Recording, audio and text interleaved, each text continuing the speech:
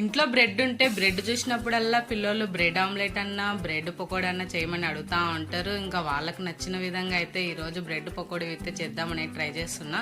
ఇంకా bread omelette simple అనుకుంటే నవరాత్రులలో నాన్ వెజ్ తినకూడదని అయితే అనుకున్నాం. అందుకే ఇప్పుడు దసరా అంటే బాగా గుర్తొచ్చేది ఇంకా బతుకమ్మ. నవరాత్రులలో అమ్మవారిని 9 రకాల అలంకరణతో అయితే పూజిస్తారు. కానీ ఈ లొకేషన్ లో అయితే ఏదీ లేదు.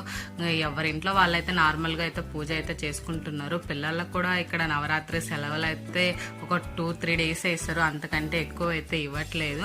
నేను కలకత్తాలో ఉన్నప్పుడు అయితే నవరాత్రి అంటే అమ్మవారి పెండల్స్ అన్ని పెట్టి ఎంత డెకరేషన్ అయితే చేస్తారు. అవి చాలా మిస్ అవుతున్న ఇయర్. లాస్ట్ అయితే దసరా అంటే చాలా బాగా గుర్తుండిపోయింది కలకత్తాలో. ఈసారి ఇంట్లో నార్మల్ పూజ అయితే చేసుకుంటా ఉన్నాము.